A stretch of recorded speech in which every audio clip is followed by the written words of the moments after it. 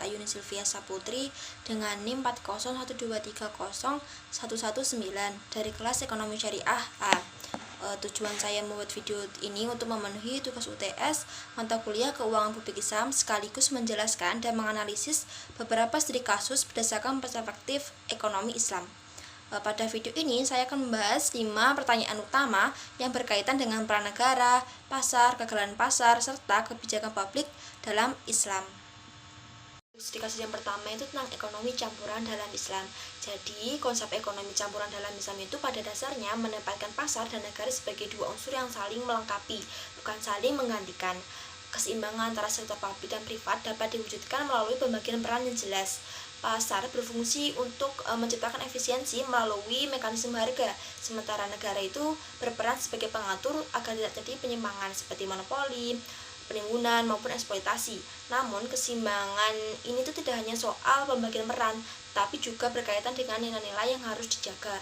Nah, dalam Islam, pasar tidak dibiarkan bebas sepenuhnya karena harus tetap sesuai dengan prinsip halal, keadilan, serta larangan gharar dan riba. Sebagai contoh, ketika terjadi kelangkaan beras, maka mekanisme pasar itu cenderung akan menaikkan harga. Jika kondisi ini dibiarkan, dapat merugikan masyarakat, terutama masyarakat di golongan bawah.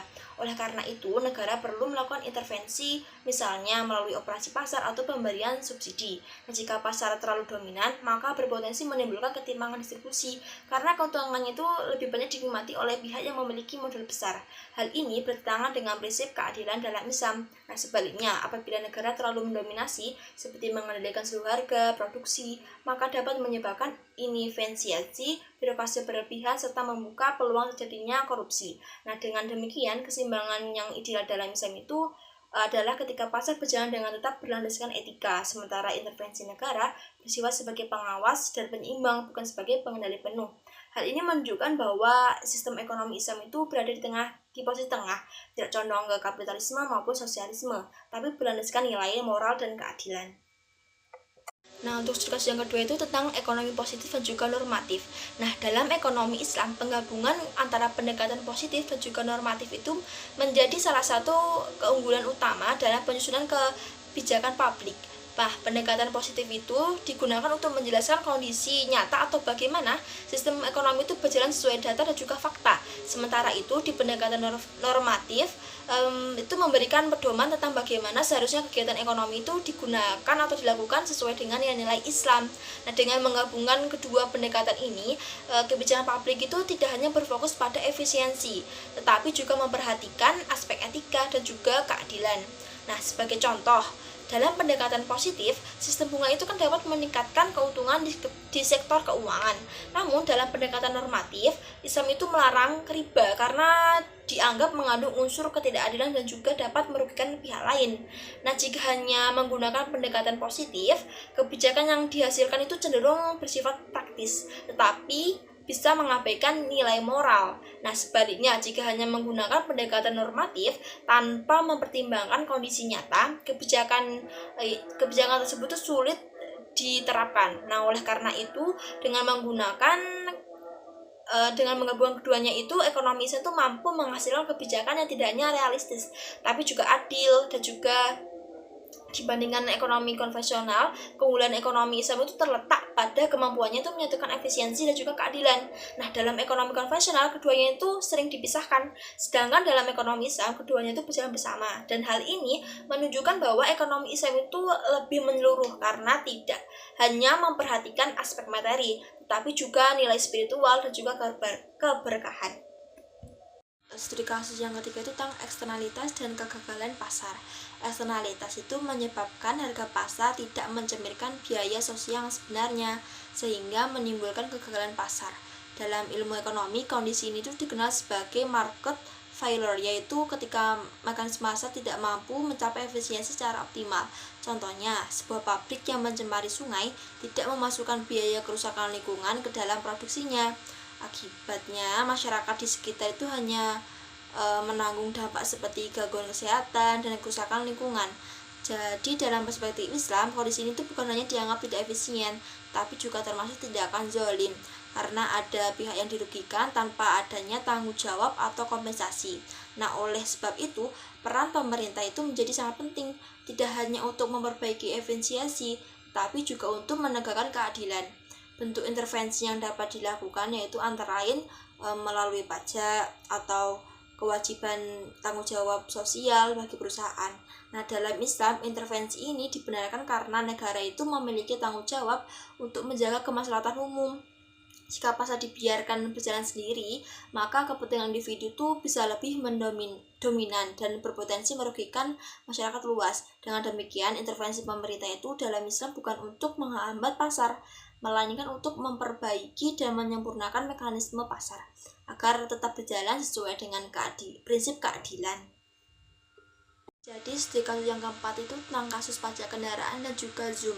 Jadi, fenomena banyaknya pengguna kendaraan yang tidak membayar pajak tetapi tetap menggunakan jalan umum merupakan contoh dari free rider problem. Dilihat dari perspektif kegagalan pasar, hal ini itu terjadi karena jalan termasuk barang publik yang bersifat non-excludable, yaitu sulit untuk membatasi siapa saja yang boleh menggunakannya. Akibatnya, ada orang yang memilih tidak membayar pajak tetapi tetap menggunakan fasilitas tersebut.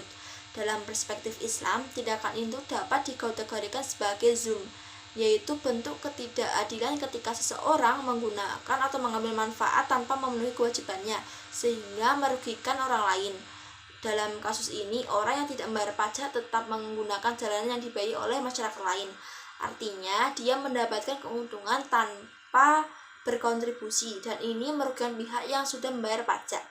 Jika dilihat lebih dalam, masalah ini tuh bukan hanya kesalahan individu, tapi juga menunjukkan masih rendahnya kesadaran moral dan belum optimalnya sistem pengelolaan negara.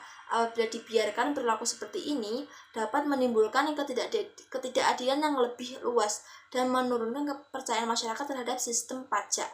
Oleh karena itu, kebijakan yang perlu dilakukan negara tidak hanya cukup berupa sanksi seperti denda dan razziah, tetapi juga harus disertai dengan perbaikan sistem. Contohnya seperti penerapan sistem pajak kendaraan berbasis digital, penggunaan tilang elektronik, serta transparansi dalam penggunaan pajak, agar masyarakat itu merasa bahwa kontribusinya mereka itu digunakan secara adil. Selain itu, pendekatan moral juga penting, yaitu menanamkan bahwa membayar pajak itu merupakan tanggung jawab sosial dan bentuk keadilan dalam Islam. Dengan demikian, penyelesaian masalah ini itu perlu dilakukan secara menyeluruh, mencakup aspek ekonomi, hukum, dan nilai moral agar keadilan itu benar-benar dapat terwujud. Untuk studi kasus yang kelima itu tentang political budget cycle. Jadi, fenomena political budget cycle itu menunjukkan bahwa politisi itu cenderung meningkatkan belanja publik menjelang pemilu untuk menarik dukungan masyarakat. Dalam jangka pendek, kebijakan itu mungkin terlihat menguntungkan karena masyarakat itu merasa peningkatan bantuan atau fasilitas. Namun dalam jangka panjang, hal ini tuh dapat mengganggu stabilitas fiskal. Hal ini terjadi karena belanja yang tidak produktif dapat menyebabkan defisit anggaran meningkat dan mendorong bertambahnya utang negara. Dalam perspektif keuangan publik Islam, perilaku seperti ini tuh bertentangan dengan prinsip amanah dan keadilan. Anggaran yang seharusnya digunakan untuk kepentingan masyarakat luas, bukan untuk kepentingan politik tertentu. Jadi fenomena ini tuh juga menunjukkan adanya kelemahan dalam tata kelola dan sistem pengawasan. Islam menawarkan solusi melalui penerapan transparansi, akuntabilitas, serta integritas moral pemimpin. Selain itu, pengawasan juga perlu diperkuat, baik melalui lembaga independen maupun partisipasi masyarakat, agar penggunaan anggaran itu dapat dikontrol dengan baik. Dengan demikian, jika prinsip-prinsip keuangan publik Islam diterapkan secara konsisten, maka perilaku oportunistik seperti ini dapat diminimalkan. Hal ini karena pemimpin tidak hanya diawasi oleh sistem, tapi juga memiliki tanggung jawab moral dan spiritual dalam menjalankan amanah. Jadi kesimpulannya itu, keuangan publik Islam menekankan keseimbangan antara pasar dan negara, keadilan dalam distribusi, serta kebijakan yang berlandaskan nilai moral dan syariah. Dengan penerapan prinsip-prinsip tersebut diharapkan terciptanya sistem ekonomi yang tidak hanya efisien tetapi juga adil dan membawa kesejahteraan bagi seluruh masyarakat. Sekian penjelasan dari saya. Wassalamualaikum warahmatullahi wabarakatuh.